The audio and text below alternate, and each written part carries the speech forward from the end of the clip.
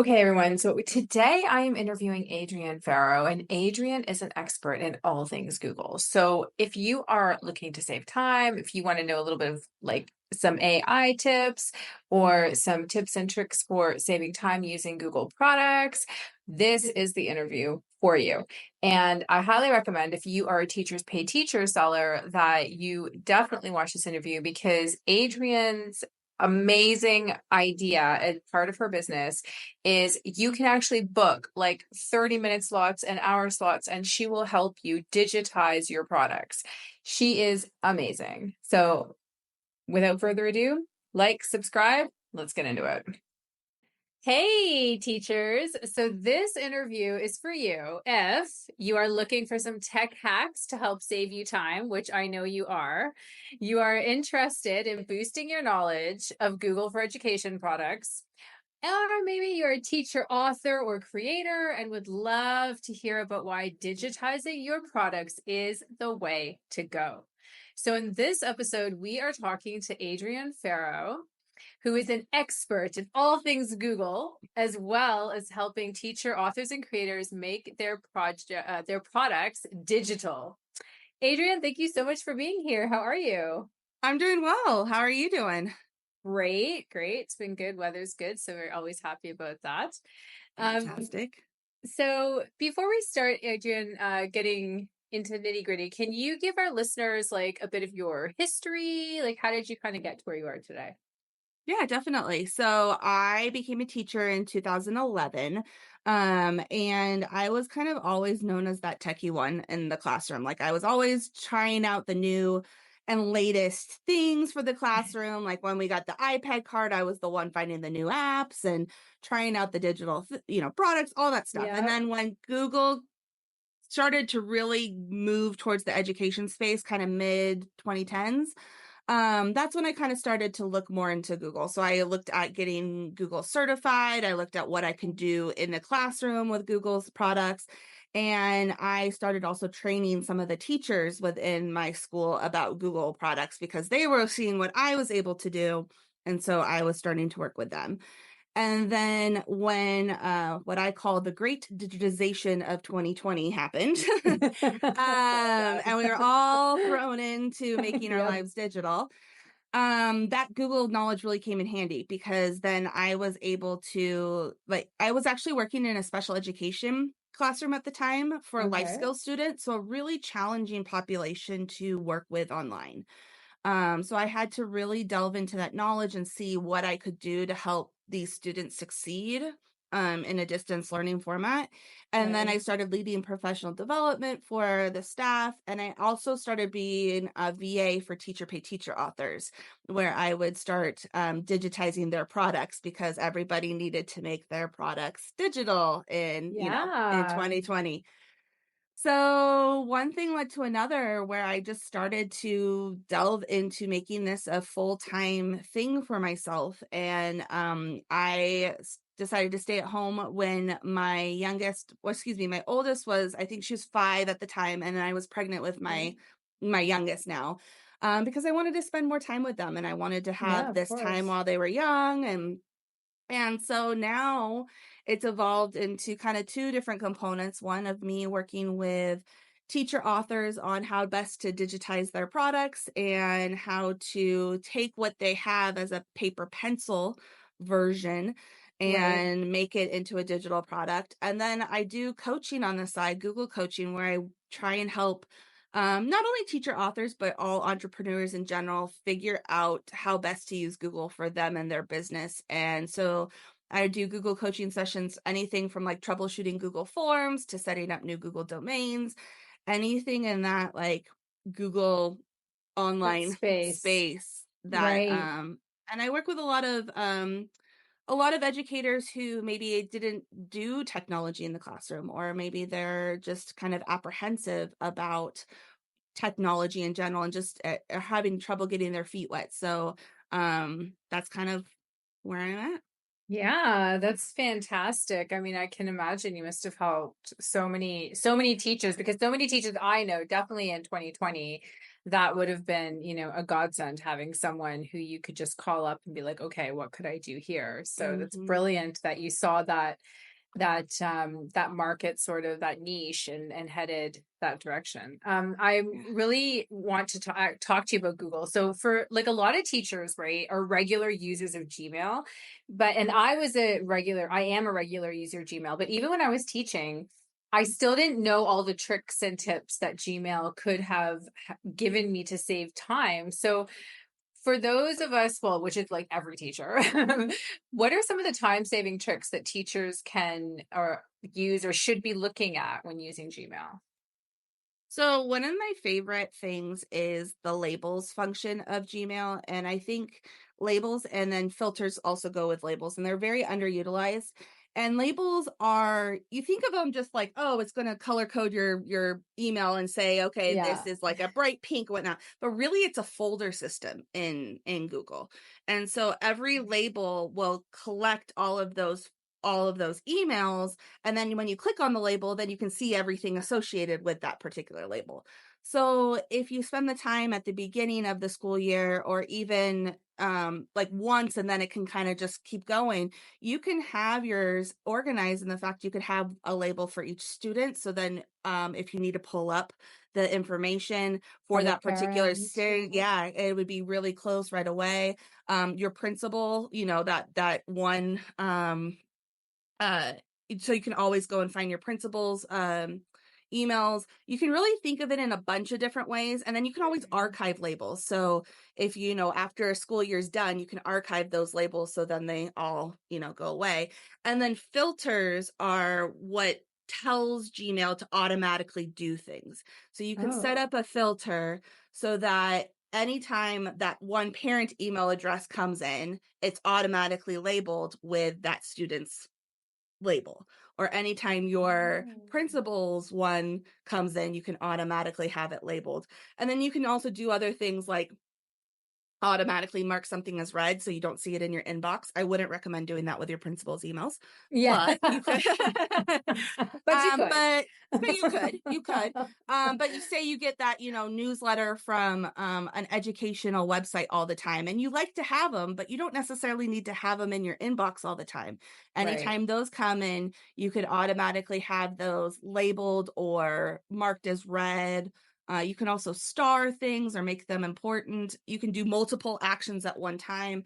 So those just, if So you take the smart. time to set those up at the beginning, when you're looking for one of those emails, like you said, for like a parent, for a student, you need to get all of that data because you have that really important meeting about that particular student. You can just go into that label folder and find all of those emails there, rather than having to search to make sure, do I have everything and whatnot. Yeah, and I So like, just before you go, I just wanted to yeah. say I would also encourage teachers to have a folder, um that, or like a label, sorry, for positive emails from Oh, parents, yes.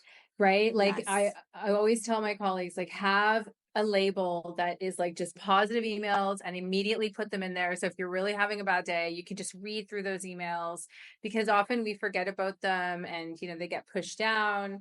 So as soon as you were saying that, I'm like, I have to mention this. Oh, that's a And great all idea.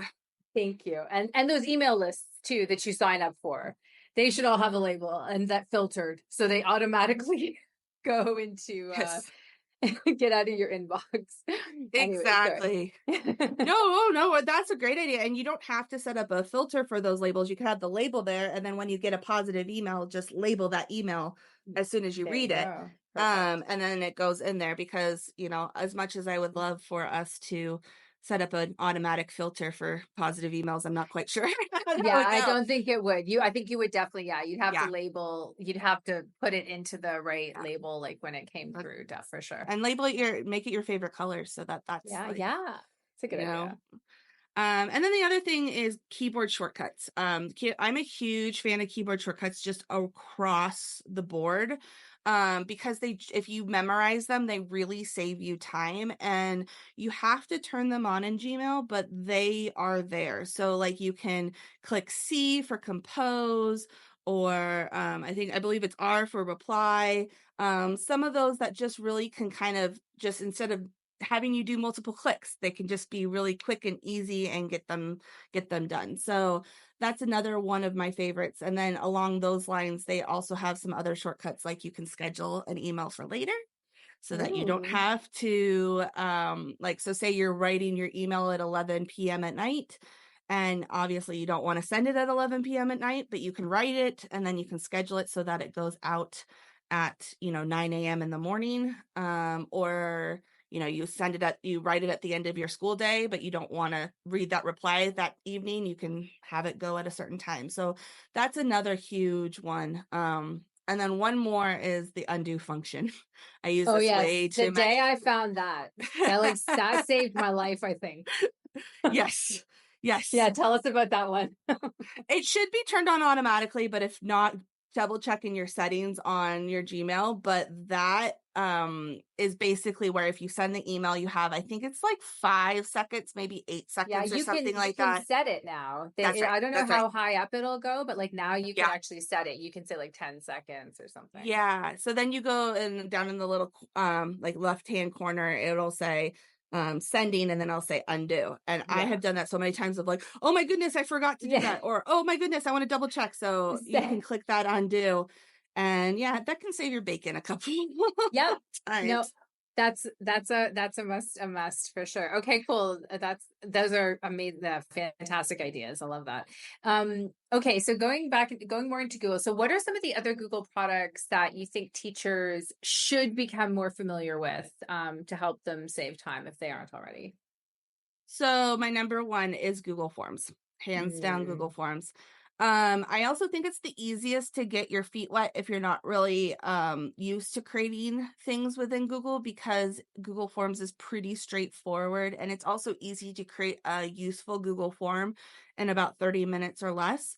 But they can be used for a whole slew of things. So they can be used for quizzes and assessments and such, and you can have them automatically grade. And if you do multiple choice answers, it'll grade it for you and you don't even have to go through and mark, and that will like save you brilliant. so much time. Yeah. If you do short answers, you can set it so that, and those are really good for math in particular, because you have to have a definite correct answer. Google is not smart enough to know like spelling errors and such. So if a Mm, student misspelled something and it was like a short word answer, that would be automatically marked as wrong. So that one, depending on your grade level, is kind of hit or miss on the short answer. But if you're doing okay. math and there's a definite correct answer, then short answer works well because you can have them input 91, and mark 91 as the correct answer. So, and especially if you're using Google Classroom, it integrates really well. And so it will automatically put those grades into the Google Classroom backend, and you can release them to show students, Wow. and you can just see everybody's all in one. So you can just quickly go through and grab those scores. So that is one of my top ones, because I mean, as teachers, how long has it taken us to grade things? I Oh yeah. mean, and it can be Even just yeah. mind Even numbing, multiple choice, I was going to say, like even multiple choice still takes time, right? Mhm. To go through it. So, Yeah. And it's can be really mind numbing just seeing the yeah. same thing over and over again. But you do want to get that quick snapshot of the data, because you want to see where your students are growing and what areas they need to be working on and such. So that alone can just save you hours and hours of time. Google Forms can be really simple and they can be really complex. So you can do some fun things like go to a section based on the answer that they've chosen. And you can make escape room kind of style Mm, of things where you can really have fun, but still collect that data. And then they're also great for surveys with parents. They're great for student reflection feedbacks. They're great for just collecting any kind of data that you need to yeah. collect, and then they integrate with sheets. So you can have all of your everything that's associated with that one form put into a spreadsheet so you can quickly and easily see it Yeah. in a spreadsheet format. And you can also link multiple forms to one Google Sheet. So if you could Wow. have all of your Say you're a high school teacher and your period one, you can have a period one spreadsheet, and all of the forms to do with period one are all on the same spreadsheet to help you stay organized. That's So there's a amazing. lot of things you can do with Google Forms to save you time. I was just thinking when you said that, like the amount of times that I had students come up to my desk and have to type an answer for like, I don't know, their favorite thing they did that year. So I can collect the data for the end of the year assembly or something, right? And I'm just like, Yeah. wow, I could have actually just given them a Google form and then they all put it there and it's automatically, on Google Sheets. And when you said the escape room, I actually have created an escape room on Teachers Pay Teachers for figurative language. And it's one of my best sellers. So Mhm. it's definitely something and it really wasn't that hard to figure out how to do. Like I watched a few tutorials, but it Mhm. was fun and definitely something to think about for the teacher authors out there for sure. Yeah, definitely. And any tips like with Google Calendar or even going back to Sheets, like maybe let's start with Google Calendar. Any tips there? Because I know a lot Yeah. of teachers are using that.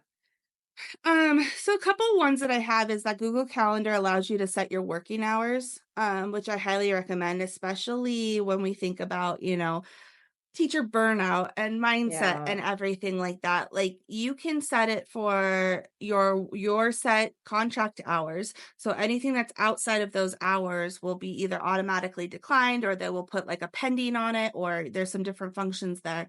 So that's one way of really maintaining that, like that work life balance, is not Mm, letting your calendar be completely open, but setting those set working hours. And you could also, good. we do know that sometimes those meetings are slightly over, before or after. So you could, widen it a little bit depending on your needs. But it's a really great way of just being like, no, this is when I work. This is when you're Yeah. allowed to set. Set the boundaries. So, yep, That's key. exactly. So let Google do it for you instead of, Yeah. yourself. So there's also appointment slots that you can set up. So if you want to give parents the opportunity to book a time with you for a Okay. conference, whether it's like, I'm available for 1 hour after school, you can set a 15-minute conference. You can then send them that link, and then they can book a time with you versus having to like go back and forth via email to find that best time. You can have that automatically set up with That is Google. Yep. fantastic because I've seen that with business owners as well, like with entrepreneurs, like, oh, well, here's my calendar, right? But with teachers, we're always Mhm. like just emailing back and forth, saying, okay, what's good, or the parent has to come sign on your door, back like old Mhm. school, and then you have to enter everything in. So if you can just like send them the calendar, and then it's like first come first serve, right? Yep, So yep. that's perfect. And I love Google that. will read like the two together. So say you have appointment slots and you get a meeting scheduled for your, school at 4 o'clock. So your 4 o'clock appointment slot is no longer valid. It won't allow a parent to sign up for that 4 o'clock appointment slot because you have that Amazing. other meeting scheduled. So that is a huge time saver, because who wants to Yeah. email back and forth to find a Yeah. time that works? No, yeah, it's the worst. Yeah. And then my last tip for calendar is that Google has a free task management system called Google Tasks that's integrated. And Okay. it used to be in the sidebar, and it was kind of this like thing that just kind of hung out there. Now they've integrated it into Calendar, so you can toggle back and forth at the top between your tasks and your Google Calendar. Oh, I'm And gonna look then into if that. you set on Google Tasks, if you set a due date for whatever task, or say it's like a recurring one where you want a reminder all the time, Yeah. then it will put that onto your Google Calendar. So it creates a new task calendar down below, so you can see Wow. those tasks right there. So that could be really great for like thinking about me as an special education teacher. I could have, anything to do with my caseload and my IEPs that I have to do. Yeah. And then I would see, if I'm looking at my calendar all the time, I would see those tasks clearly written, put on my calendar, so that it could refresh my memory of what needs to happen. And there Yeah. And is it an probably app. does like reminders too, right? Like you Mhm. probably Mhm. can set like a timer, like not a timer, but like where it reminds you. So if you do Yep. have something important to come up, um, can definitely set that up. Yeah, and I love Yep. that. And there's an app for it as well. So you can put in your tasks on the go as you remember. And then if you have an Apple Watch, I have one, it'll ping you for those reminders Yeah. as well on your Apple Watch. So Is this similar to Google Keep or is that different? Is it the same thing as Google Keep or is Google no, Keep a little bit different? Google Keep's a little bit different. Think of Google Keep kind of like a virtual bulletin board. So you Okay. have post-it notes and notes everywhere. And there is a reminder feature to those notes where you can have them remind you about a certain thing. But this is just like if you're familiar with Todoist or just a Yes. very basic like task management system, Okay. it's just a list where you can put all your tasks, but you can do tasks and subtasks. And you can even have like your main task have one due date and your subtasks have different due dates. And Oh, then nice. whatever program you're in Google on the sidebar, there's like a little arrow in the lower right hand corner that will like pull it out and pull it back in. There's the task logo there. So you can see your tasks in any program that you're in. And you can even drag emails from your Gmail over to Google Tasks, which is pretty cool. There's a keyboard Nice. shortcut for that too, but I can't remember. But you can then, if you have an email that's come up that is something that you need to remember, it'll put that into tasks and then it'll link it to that email as well. Yeah, I like your idea with for people to think about, for teachers to think about what are the shortcuts that, or not the shortcuts, but what are the functions that they are using the most on their Mhm. keyboard and learn those, like learn Yes, those first. Because I remember when I have a Mac and me just too. learning how to shortcut a screenshot has Hmm. like saved me Mm. so much time. Oh, I use that one all the time too. I Yeah. have, and I'll give you the link to include, but I have a freebie that is the ultimate guide to Google keyboard shortcuts. Oh, Um, amazing. Oh yeah, we're gonna and pop that it in for is sure. a curated copy of like basically because there is so many of them. So I have found the ones that are either the most useful or the most used, and I've put it and broken it down to like Gmail and Drive and like overarching Google. And I just highly recommend like find a handful, like one, two, three, somewhere in there of Yeah. ones that like you said, the functions you use the most often. Yeah, Practice those, get those to muscle memory, then add a exactly. new one because it could get so overwhelming. But for me, Exactly. I use the undo one all the time. So Command Z. I use like bolding all the time. So Command B or Control if you're on a Mac. I mean, excuse me, a Yeah. PC. Duplicate. I've gotten a lot of people that ask me, how can you just do that so quickly? Keyboard Yeah. shortcuts. Yeah, it is. And it literally is just like you said, like committing it to muscle memory. It's not about learning all 57. It's start with the ones um, and then work from there. I've even like one of mine was when I close a tab and Mm-hmm. I was like, I didn't mean to close that tab. And now I know how to reopen a tab just from shortcuts. Yep. And it's like, go find the shortcuts and learn what are the ones that you use and start there because I really feel it is a huge Huge time saver timers. for sure. Oh yeah. Yep. 100%. 100%. Cool. And sheets, any Um, what do you like with sheets? so I used to be super intimidated by sheets, like up until like real recently. And I think it was because it looks overwhelming and you think you have to Mm, do all of those formulas that are just kind of like, they're there, but you don't really yeah. know what's It's like going grade on and 12 such. trigonometry again. You're just Yeah. like, I can't do Yep. it. Right. So sheets can be really simple and it can be really complicated. So Yeah. you can do something so basic of like your class list in there and you can put check boxes and then just check them off as, you get something that is coming in.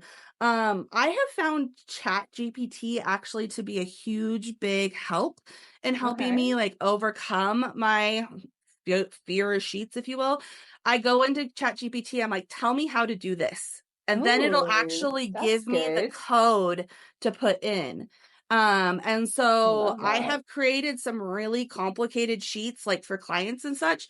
And I used ChatGPT to help me. Like I had the vision of what I wanted it to do, and then Right. it helped And then if I ran into an error, I would pop the code in and be like, well, the error is this. It's not doing this. And then it would re-spit out another one for me.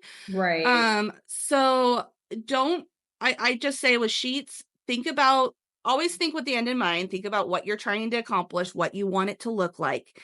And then you can always either go simple, meaning like you can just have text and boxes and you can just write in them and that is fine. Life will go on. Or you can use something like ChatGPT, or even there's a lot of free things out there that will just help you with like, I am trying to do this. Tell me how to do this. I love that. One of the things that I provide is for both teachers and entrepreneurs, some really easy tips, tricks, hacks through my mini courses on what to do. And Sheets is a 2024 to-do list. So I will be having a mini course out on Sheets to Awesome. kind of show you what a simple version looks like and what a complicated version looks like. But really it's don't be afraid of it. Yeah, It's don't be pretty afraid. cool. Yeah. Yeah, you're absolutely right. I'm very simple with Sheets. I know how to do a few formulas with it, but I do like it, but I know it can do so much more, but I'm like for what I need it for, it's always been I work I manage it for how I can manage it, Mhm. right? So Yeah. I don't want to be too scared of it because I have used it. So I agree with you 100%. Yeah. So linking into ChatGPT, like what are your AI products of the moment? What do you like? What's standing out to you? as as googly as I am, I'm still on the ChatGPT train. I I know, I love recently it. upgraded and paid for ChatGPT Okay. 4, and it really is better than 3.5. It They is giving say me it's a like miles better, really. What it is like is. one example? Could you give me like one example of why it's better? Like what have you noticed? So I use it a lot as an entrepreneur to help me like start like the copy for my landing pages or even captions for Instagram and such. It never seemed to really capture my voice, or it never really Yeah. seemed to capture like how I was trying to address my audience.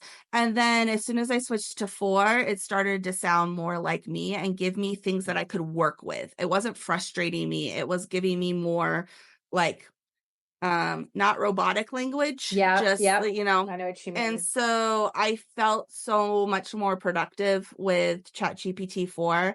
ChatGPT does have a add-on for Sheets. I haven't played it around with it too much, but you can actually link it to cells and have it read other cells and then spit out Oh, content based that's off of interesting. it. So that's something that I'm, going to be playing around with in the future. And then, ChatGPT or just the like GPT aspect integrates with so many other different third party Platforms. Yeah, so much these days. absolutely. So much. Uh, yeah. So Google has their own. It used to be called Google Bard. They just rebranded it to Gemini. It's Okay. fine. I haven't really played around with it a ton compared to ChatGPT. It's something that I think that they're, obviously trying to compete with ChatGPT, but it's just not as mainstream as it yet, Yeah. The one that I am starting to play around with is called Duet AI. It's also Google. It is paid. And if you, I'm not quite sure how it works in the education realm yet. I know that some of my fellow trainers are looking at it a little bit more. But as a business owner, I can pay for it. And basically it'll help like within Google Sheets, I can have, it spit out AI images, or I can tell it within Google Sheets, Google Slides, it can spit out like AI images. Google Sheets, I can tell it I'm trying to create this kind of spreadsheet, and then it'll give me an outline of what it looks like and what to do. So it's much more like um Gemini is like a direct competitor with ChatGPT. Duet is like Hmm. within the Google tools, helping you to use AI to make those Google tools work for you. Okay. So yeah, That's so interesting. definitely, I noticed that Canva is also getting quite on board with the AI. I don't know how much you use yeah. Canva, but I see that they're doing like they've got their own magic write and their own, like you Mhm. were saying, where you could create a photo You can ask them what you want in their photo, and they'll create it, or you can take something out of a photo, you could change something in a photo. So I can Yeah, see there's going to be a lot of competition moving forward. I mean, I think we're just at the tip of the iceberg right now, for sure. definitely. And I think kind of with going back to talking about sheets and stuff, like it's easy to get overwhelmed with AI because it's moving so Mm-hmm. fast, and it's easy to get overwhelmed with AI because all of the tools have their own AI version and such. So find the one that you like the best and stick with it and learn it. Like that's kind of what I've done with ChatGPT. Like why I haven't really played around with Gemini or whatnot yet is because I'm just invested in figuring out ChatGPT. I don't want to use my Yeah. brain bandwidth to go too far, you know? Yeah, 100%, because I've seen what people have figured out about ChatGPT, and it really can do so much more than you think based on the questions that you're asking. So I think you're making the right Mhm. move with that, in that respect. With regards to teacher authors, and I think I just want to mention that teacher authors doesn't mean you've written a book and you're a teacher. Teacher No. authors, there you're creating content, right? You're out Yes. there and you're creating content. Um, what should teacher authors, because there are quite a lot of them now, I mean, especially in the TPT or teachers pay teacher space, what should teacher authors be thinking about when it comes to their products and the future, so that they can figure out like what is going to sell best in their niche? So I think one of the main things is that the natural inclination after COVID ended and distance learning ended was like, no more digital. We're not doing digital. We're going to go back to paper and pencil. Yeah. And the reality of the situation is that, technology is here to stay. And Yeah. we want to create really great digital citizens in our children. And we want them to learn how to use technology appropriately. And so technology is being used in the classroom. And so it's easy to just go with what we're comfortable with and being like, I'm just going to create paper products or whatnot. And so it's really helpful to diversify what your modality is of how you're presenting your content to your buyers. Because if you're only doing PDF, something that is paper pencil in the classroom, and you're not looking at a digital component or a digital version, you're missing out on a whole chunk of buyers Yeah. that would buy if it's digital. And going along with that, like thinking about the end in mind of how how the students are going to use it in the classroom and how the teachers are as well.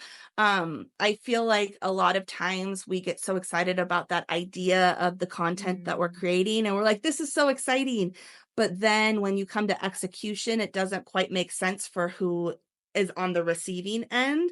And so that's one of the things I've actually worked in coaching sessions with buyers is I've created this great digital escape room, but I'm having trouble explaining how to use it in the classroom. And then we look at it and I realize, well, what are your students actually trying to do with this? What are you going to have them do with it? If they have to access multiple Google Sheets or multiple Google Forms, that's going to create a lot of issues for them or create a lot of issues for the teacher. And Right. so we really have to think about that end in mind and how it's going to be used before we even Yeah. really start building it with the content. And then you're going to create a product that lasts. You're going to create a product that's going to Exactly. go with the test of time. It's going to be one that's going to be, told to other buyers to buy over and over again. So I think those are really my top two suggestions. I think also, like, considering, adding a video explanation Mhm. possibly, or for the teacher, or, with a screen, even if you don't want to yourself to be on video, uh, videoing your screen, Yeah. right? Doing a Yeah. screen recording of you saying, okay, teachers, like, if they get stuck at this, you could try this. And so then you have that sort of explanation, because I think moving forward, that is going to be something that can definitely help sell your Mhm. product, for sure. Yep. Um, how can teacher authors find out what is selling in their niche? Like, should they be maximizing their product for SEO, which is search engine optimization, so your product gets found quickly? And what does that look like? So, does TPT have an algorithm now? Like, I've been told it does. So, what would your advice be on that? Well, kind of two parts for, so the first part with finding out what's selling in your niche, it's okay to do market research. It's okay to follow people in your same niche. You don't steal their ideas, obviously. You Right. don't idea mine, but you see what's kind of what is working. And you, Mhm. there is an algorithm with TPT. It's kind of, still, kind of unknown exactly how it works and what is showing up, because when you're a seller, you get into your own search engine and it kind of reads off Of of your course. own information. So I recommend getting into like incognito and try and start searching, Ooh, because then that's a it good idea. doesn't really go off of your own data. So like I know as me and my TPT store, or like the where I when I search for like a lot of clip art and things. So it's going to start reading things that is not really going to affect my what I'm trying to look at if I'm doing market research. So yeah, go incognito and then also look on social media or follow other sellers just to kind of get an idea. And you can also join like groups in Facebook for people who sell kind of in your same niche and everything like that. Like look at it as, you're a community. You are in competition, but you're also like collaborating together to really make the classroom a better place. So it's okay to, Yeah. yeah, And make okay to life look. easier for teachers, right? I think 100%. also like, if you don't have the TPT app, get that too, Hmm. because I know when I follow someone, the app will automatically recommend products Hmm. from that person. So if you go and find teachers that are in your niche and that are selling in the same way, and you follow them, then automatically they will, their products, if they come up with a new product, it will come to you, and then you can like do the market research on it, right? Just say, okay, Yeah. this is interesting. I like how they've done this. Yeah. Something I Yeah. could consider, Yeah. Great you know. idea. Yeah, thanks. SEO side, I mean, keywords is always a huge thing to make sure that you have the right keywords and you're looking at what are people searching for. I'm not an SEO expert, especially within the teacher pay teacher niche, but my good friend Kristen Doyle is. Okay. And I highly recommend looking at her things. She has some free material and also some paid boot camps and coaching and things like that. And she's really the one who like delves into looking at what SEO looks like and what is trending now and what is she has a great podcast as well.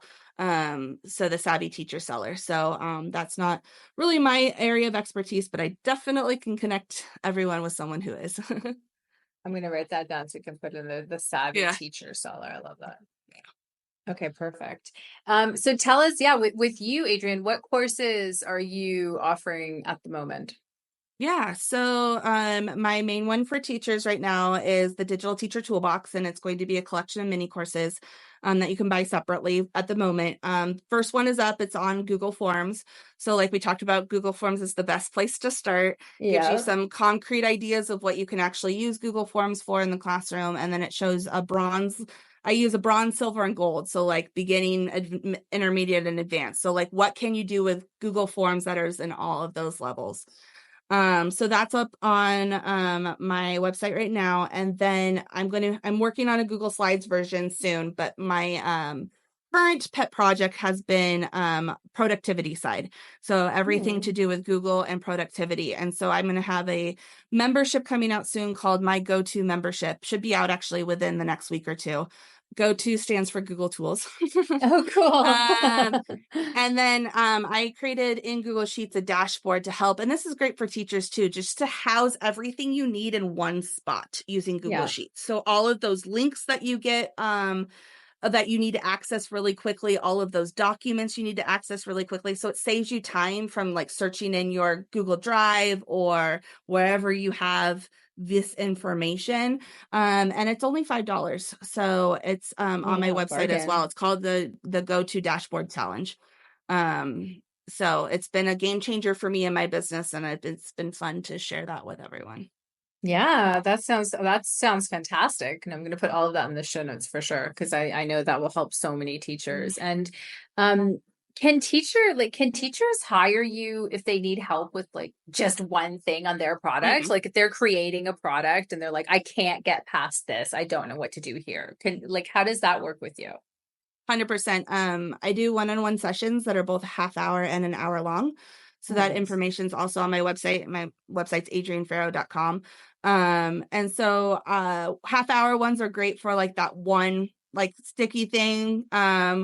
Hour longs are like for more complicated, or you have like multitude of questions, but Yeah. rarely do we not solve those issues in one of those two sessions. So yeah, the Google coaching sessions are one of my most popular services. Yeah. Such a great idea. I love that. And I know you mentioned your website. Where else would be good to find you online if we wanted to connect with you? Yep. So yep, my website, YouTube, I'm just my name, Adrienne Farrow. I have Okay. a lot of small videos there that tackle a variety of different things to do with Google in both the classroom and productivity oriented, etc. And then I'm on Instagram at the Adrienne Farrow.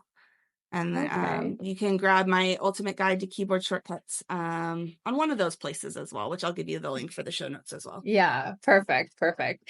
And are there any books that you would recommend on either professional or personal development that you like? Yeah, definitely.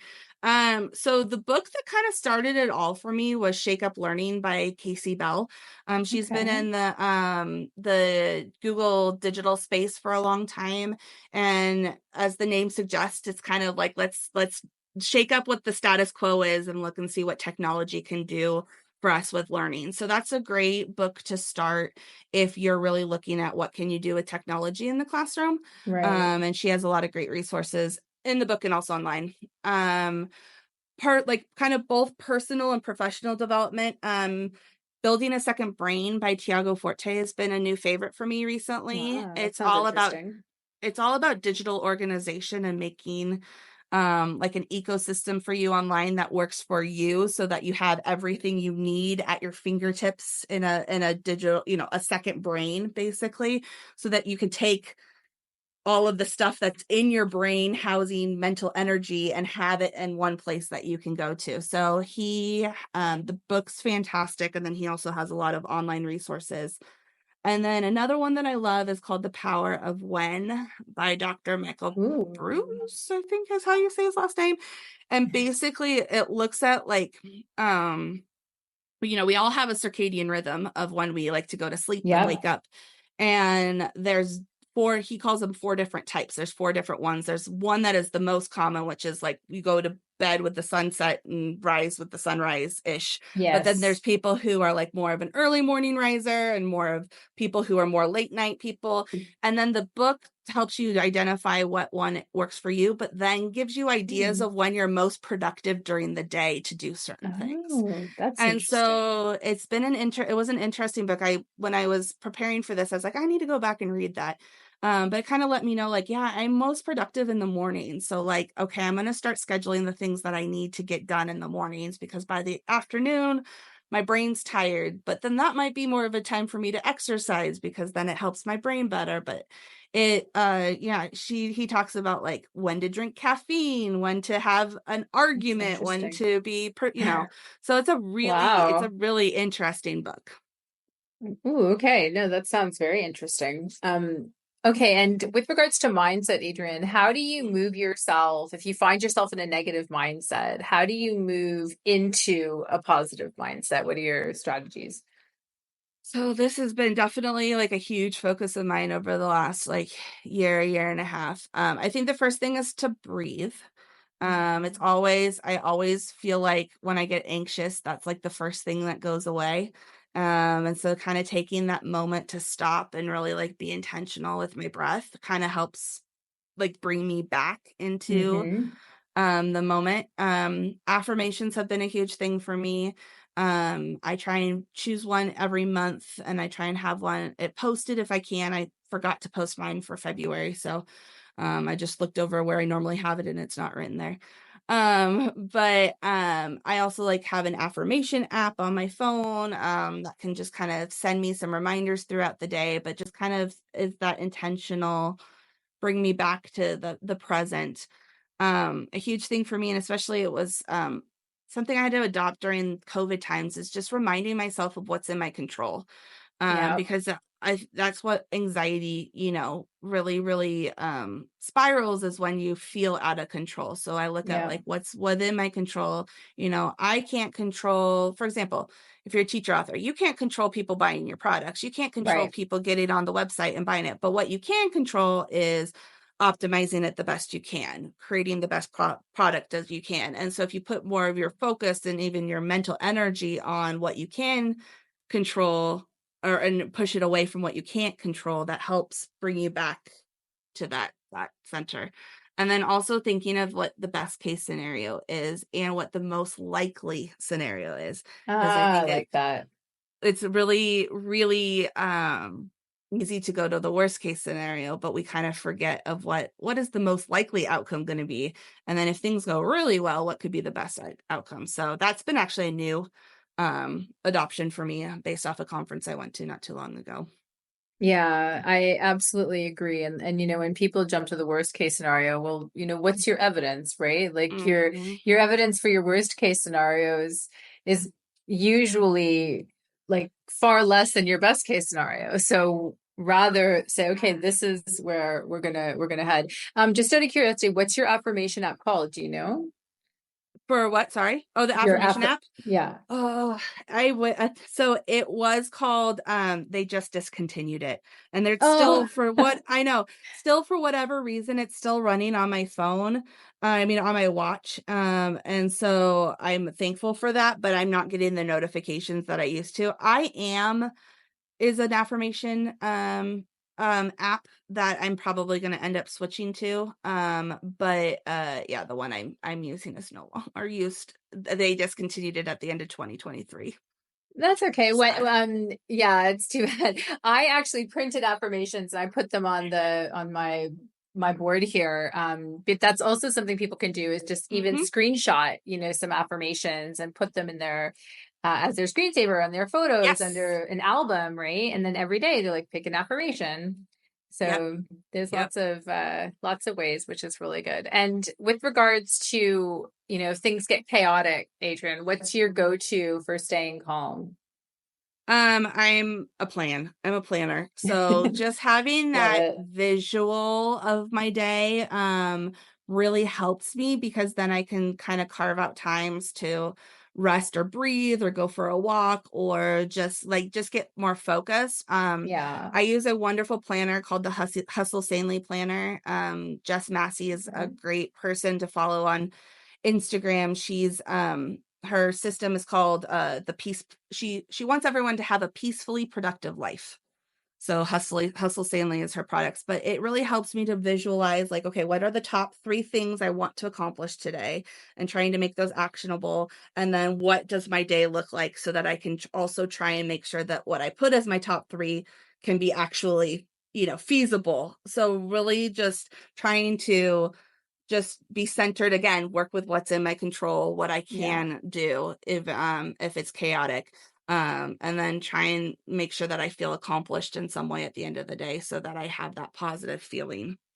Yeah, I think that's also important. Really, like it's easy to focus on what went wrong in the day, but can you try to focus on what went right? What were 3 things that Mhm. actually, that you accomplished in the day or that were, went better than expected or, Mhm. because those things also exist in Yeah. in your day. So it's definitely, I think, important to try and shift that mindset if you do tend to worry at the end of the day, for people out there. And last question, what 3 things are you grateful for today? Ah, so I think number one would be my family. I have 2 wonderful kids and a wonderful husband. I'm Nice. just very thankful for them every day.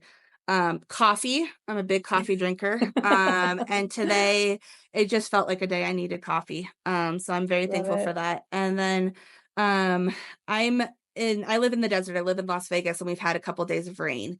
And even though Yeah. I'm not necessarily excited about the rain, even though I really would want the sunshine, and I can see that it's coming back, actually, we need the rain in the desert. Yeah. So I'm thankful for the rain, because it's something that we actually need.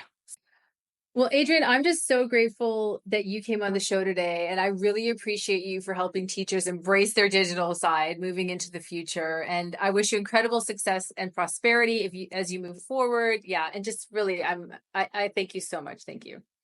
Thank you. Thank you. I really appreciate it.